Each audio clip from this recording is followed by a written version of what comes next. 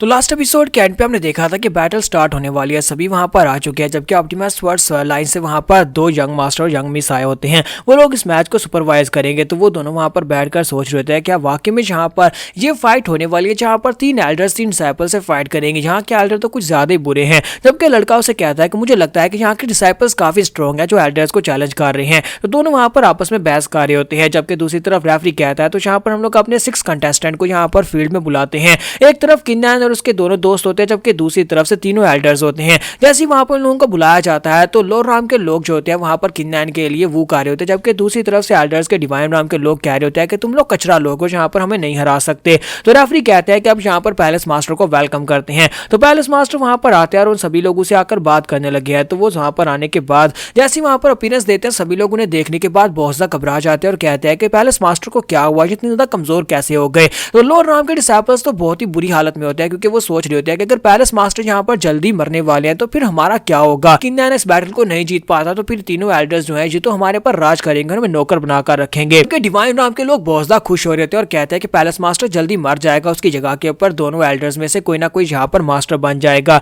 तो sector master वहां पर आने के बाद उनसे कहते हैं कि मैं यहाँ पर सबसे पहले राउंड को अनाउंस करूंगा, जिनलू की फाइट एल्डर जू से होगी, जबकि सेकंड राउंड में मो जीजू की फाइट जो होने वाली वो एल्डर होंग से होगी, और तीसरे राउंड में किन्नैन की फाइट एल्डर यू से होगी। लेकिन ये फाइट जो है जी यहाँ पर कंटिन्यूअस चलेगी, अगर एक बंदा हार जाता है तो जीतने वाला अगले कंटेस्टेंट से फाइट कर सकता है या फिर दूसरे को बुला सकता है। किन्नैन जिनलू से कहता है क्या तुम यहाँ पर श्योर हो कि तुम इस फाइट को जीत पाओगी। तो वो कहती है मैं श्योर तो नहीं हूँ, लेकिन फिर भी यहाँ पर फाइट करूंगी, क्योंकि मास्टर जू जो होते हैं वो इस वक्त क्वासी गार्ड राम के सेकंड लेवल पर होते हैं। उसी तरफ से मास्टर जू जो होते हैं वो एल्डर जू से कहते हैं क्या तुम इन्हें हैंडल कर लोगे, क्योंकि मुझे तो नहीं लगता कि ये बच्चे तुम्हारे लिए यहाँ पर कोई मुश्किल काज कर सकते हैं। तो एल्डर जू कहता है कि तुम में से किसी को फाइट करने की जरूरत भी नहीं पड़ेगी, मैं अकेले यहाँ पर तीनों को हरा दूंगा। तो रेफरी कहता है प्लीज यहाँ पर दोनों आ जाओ। तो दोनों वहां पर एरिना में पहुंच जाते हैं। दोनों के वहां पर आने के बाद एल्डर जू कहता है कि बच्ची मैं चाहता हूं कि यहाँ पर से खुद ही चली जाओ, क्योंकि तुम यहाँ पर बहुत ज्यादा कमजोर हो, लेकिन तुम तो डिवाइन राम से हो ना, फिर इन लोर राम के लोगों का साथ क्यों दे रही हो। वो कहती है कि मैं नहीं चाहती कि कोई यहाँ पर लोर राम के लोगों को बुली करे, इसी वजह से मैं इनका साथ दे रही हूँ।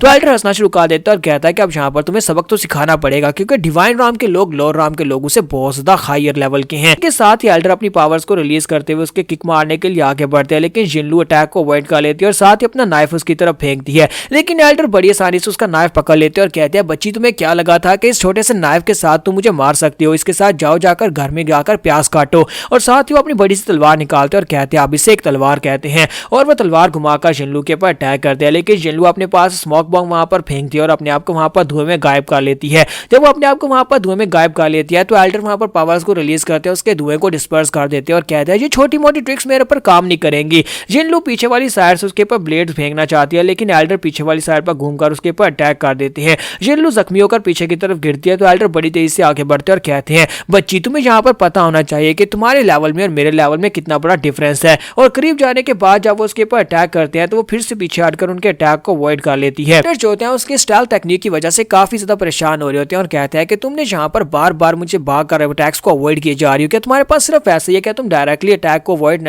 ब्लॉक नहीं कर सकती। जबकि देखने वाले भी कह रहे होते हैं कि ये लड़की डिवाइन राम की जिन फैमिली से और जिन फैमिली के लोग जो हैं वो यहाँ पर स्पीड और इस तरह की स्टाइल टेक्निक्स में काफी ज्यादा माहिर हैं। इसके साथ ही जिनलू वहां पर गायब होने के बाद अपने नाइफ्स के साथ उसके ऊपर अटैक करती है, लेकिन एल्डर बड़ी आसानी से सभी नाइफ्स को वहां पर झटक देते हैं और सभी नाइफ्स ग्राउंड के अंदर दस जाते हैं। फिर साथ ही एल्डर को वहां पर एक बारीक सा थ्रेड दिखाई देता है, एक धागा जो कि उनके साथ लिपटा होता है। तो जिनलू वहां पर उस धागे को अपनी तरफ खींचती है तो धागे के साथ एल्डर जू को लपेट लेती है और कहती है कि अब तुम यहाँ पर से नहीं निकल पाओगे, क्योंकि ये हमारी फैमिली का स्पेशल वेब है, ये बहुत ज्यादा एजाइल है लेकिन बहुत ज्यादा स्ट्रॉन्ग भी है। चाहे तुम यहाँ पर क्वासी गार्ड राम में क्यों ना, तुम इसके अंदर से नहीं निकल सकते। स्पेशली सेकंड लेवल के लोग तो इससे नहीं निकल सकते, अगर तुम थर्ड लेवल पर होते फिर बात अलग थी। देखकर उस ऑप्टिमस वर्ड सेक्टर का की और जिन धोनी वहां पर सोच रहे होते हैं कि मुझे लगता है कि इस लड़की की स्पेशल टेक्निक काफी ज्यादा स्पेशल है, इसने जानबूझकर इसे थ्रेड के अंदर लपेट लिया है। तो लड़का उसे कहता है कि अगर यहाँ पर ऐसा नहीं करती तो फिर ये फाइट बहुत ज्यादा बोरिंग होने वाली थी। एक डेमी गार्ड राम की 11th लेवल की लड़की यहाँ पर क्वासी गार्ड राम के सेकंड लेवल के एल्डर को यहाँ पर बाइंड कर रही है, लेकिन मुझे लगता है कि इसने अपनी पावर्स को छुपाया हुआ है। तो सिस्टर की भी उसे कहती है कि हाँ मुझे भी ऐसा लगता है कि एल्डर जू ने अपनी ट्रू पावर्स को रिलीज नहीं किया, बल्कि वो इस वक्त क्वासी गार्ड राम के थर्ड लेवल पर है। इसके साथ ही फाइट फिर से वहां पर कंटिन्यू होती है। तो एल्डर अपनी पावर्स को रिलीज करता है तो वो धागे से अपने आप को आजाद नहीं करवा पाते।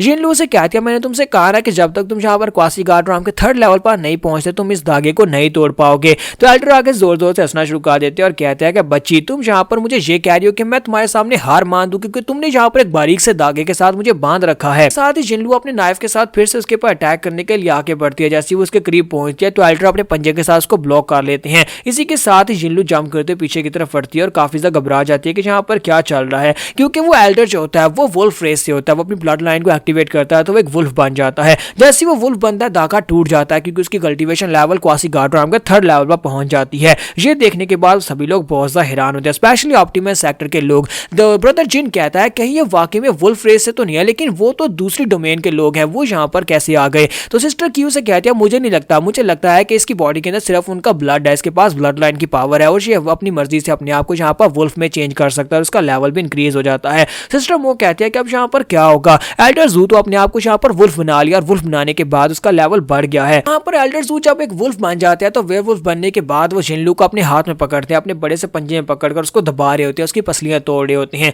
और उसे कहते हैं कि लड़कियां बताओ क्या तुम यहाँ पर हार मानती हो, क्योंकि यहाँ पर हार मानने से भी काम नहीं चलेगा। जब तक तुम में से किसी को मारेंगे नहीं तब तक बाकी सभी लोग सबक नहीं सीखेंगे। तो जब वो वहां पर उसको मारने की कोशिश कर रहा होता है, किन्नन जंप करते हुए अरीना में चला जाता है, अपनी तलवार घुमाकर उसके ऊपर अटैक करता है। लेकिन जब वो अटैक करता है तो एल्डर जू बीच में आ जाते हैं और किन्नन को रोक देते हैं। तो किन्नन कहता है कि लिनजू को जाने दो, हमने यहाँ पर हार मान ली है। एल्डर जू से कहता है क्या बकवास कर रहे हो, जहाँ पर फाइट अभी जारी है, जब तक वो लड़की खुद नहीं कहेगी तब तक हार नहीं मानी जाएगी। जबकि वो जिनलू जो होती है वो बेचारी बोले कहां से, उसको इतनी जोर से दबाया जा रहा था कि उस बेचारी की आवाज भी नहीं निकल सकती। एल्डर जू किन्नन से कहते हैं देखा तुमने देखा यहाँ पर हार मानने का तो क्या ही नहीं, इसका मतलब यह है ये फाइट को कंटिन्यू करना चाहती है। और इसी के साथ वो अपने पंजे के साथ जब उसकी जान लेने के लिए अपना पंजा आगे बढ़ाते हैं तो उसके ऊपर अटैक होता है और पीछे जाकर दीवार के साथ जाकर पटकता है। यहाँ पर सेक्टर लीडर बीच में आ जाते हैं और उसे कहता है कि तुम्हें क्या लगता है कि यहाँ पर मैं तुम्हें तुम्हारी मर्जी के साथ डिसाइपल्स को मारने दूंगा, जब उस लड़की ने हार मान ली है तो फिर तुम उसे जान से नहीं मार सकते। मास्टर यू कहता है कि अब जबकि पैलेस मास्टर पर्सनली यहाँ पर बीच में आए तो फिर ठीक है आप इस लड़की को लेकर जा सकते हो, लड़के इस लड़की को उठाकर ले जाओ। साथ ही वो जू से कहता है कि जू से जाने दो, तो वो कहता है ये बहुत ज्यादा बोरिंग था। किन्नन जो होता है वो जिनलू को उठाकर बाहर ले आता है, वो उसे कहता है प्लीज मुझे माफ करना, मैं अपनी फाइट को हार गई। तो किन्नन कहता है घबराने की जरूरत नहीं है, मैं और समो यहाँ पर हैं, हम दोनों अपनी फाइट्स को जीत लेंगे तो अभी हम फाइट को जीत सकते हैं।